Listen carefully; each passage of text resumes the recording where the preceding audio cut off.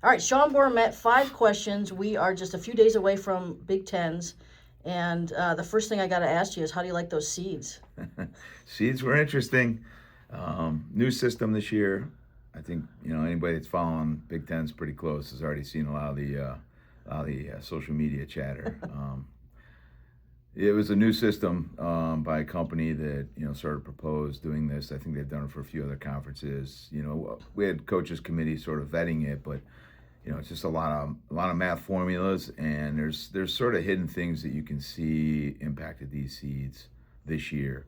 I think there's some overlap in a couple of maybe the criteria within the conference, and then it also like your strength of schedule within the conference sort of really impacts seeding, which we saw, and obviously there's just some seeds that just don't have the human sort of common sense factor to them, but there will be a lot of seeds that can be challenged at the seeding meeting on Friday. I'm sure there will be plenty of coaches seeding. I think we'll probably have a little longer seeding meeting than we have in previous years when the coaches just sort of did the seeding, and we had a matrix that we worked off of. That went pretty well, but it was a vote. All of us coaches did vote to move to this new system.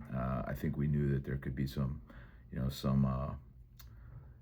difficulties, and you got to sort of work through them, but you have to get to some starting point. And from a conference standpoint, I think they were encouraging us to get the coaches out of the seeding process as much as possible, which as far as us coaches go, we're for that too, but we also want to get the seeds right. So I look at it, we just got to be ready to wrestle whoever we're wrestling round by round. Can't control a lot of the seeding. There are a few challenges that we'll probably request a challenge, but overall, the seeds are what they are. All right, we're in spring break right now. Means these guys can focus entirely on wrestling. So how's training been the last week? I would say 2 weeks. Okay. Training's been great. Last week the intensity was still a little higher, and our volume was still in a decent spot. Then we hit spring break this week. Sunny and 70 in the Bana. Doesn't get any better. Definitely a spring. Only 70? Maybe 75, but it's definitely, it should be a spring break destination on everybody's radar. But our guys, we have a good time. We enjoy it. They're off school. They can really focus on rest and recovery along with our training. But the training really shortens up quite a bit. We got some good mat work in on Monday, Tuesday. Today's sort of recovery day, and the guys have really had an opportunity. The biggest thing right now is that we're just trying to make sure that their minds are fresh and bodies are energized, and they're that excitement, and that they're physically prepared to be at their best Saturday and Sunday at the Big Tens.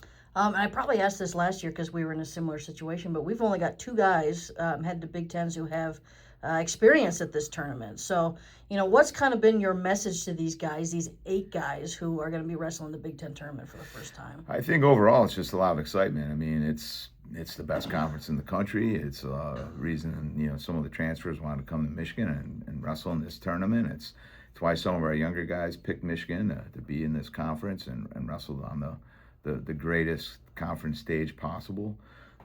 It's definitely the best and most exciting time of the year in terms of championship season. It's like a couple days out. So biggest thing this past week is we've been just talking to these guys just about staying focused on each day in our training and the time that we still have to keep improving all the little things and fine-tuning our wrestling.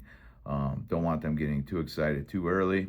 They can do that after they warm up on Saturday morning. But they have to be ready for every round. They've seen throughout this Big Ten schedule and who we've already wrestled. They got to be ready for every single match, every single round. You got to take it one round at a time. The message has sort of just been within our training. We want these guys. If I could wish anything for them, they are just competing. Fearless with confidence and free, so that they can just go compete and wrestle and score points and just let their wrestling sort of flow. And that's the place we're trying to put them in for this weekend. You were in Wisconsin this past weekend. We had 3 high school state champs there. We had a first and a third in California, and then we had an Iowa state champ a couple weeks ago.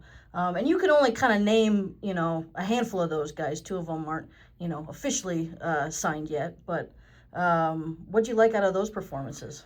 Well, First of all, the Wisconsin State tournament was fantastic. I mean, it's in the Kohl Center. I don't know, that probably holds somewhere, I'm guessing 16,000. It was sold out. I mean, it was packed. I mean, I didn't realize the tournament had exploded like that in Wisconsin, because when I was an assistant coach at Wisconsin, shortly after graduating from Michigan, that tournament was still in the field house, and it was an awesome tournament then. But it has really exploded, and it was great to see wrestling so healthy in that state. And we definitely got the three best kids out of the state of Wisconsin right now. So those guys, it was great to be there, watch them wrestle.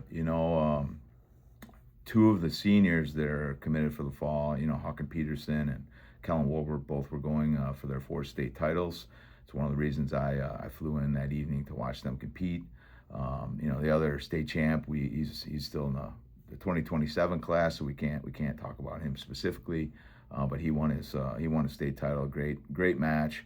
All three guys, very dominant performances, and we're really excited about those guys coming to Michigan. California guys wrestle really well. I watched both of those guys. And then our Iowa State champ a couple weeks ago. Great job. We have Michigan coming up this weekend, New Jersey coming up this weekend. So some of our other recruits will be competing this coming weekend.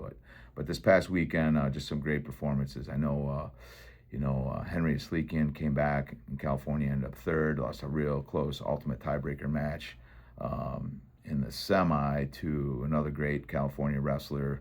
Both these guys are world medalists going at it. I mean, California is a very tough state with one division. And then Moses Mendoza, I mean, he just wrestled lights out. He had a big comeback match, which was he got down early in a match and had to really come back in the third period, but just really gritty, great composure, ton of offense, and then he poured it on and scored a lot of points in the final. So really excited about all these recruits in these classes, and just the way that they're supported by their families, and the way that, especially in Wisconsin, I saw the way those guys are really supported by their communities. It's just, it's great to see. All right, last question. We had 2 silver medalists out in Albania, Mason and Alec Bentelio. Give us a little kind of takeaways from that tournament. Yeah, it was great to see the guys compete. We had all the guys over there with Gomez, Will Lewan, Alec Pantelio, Jacob Cardenas, and Mason Paris.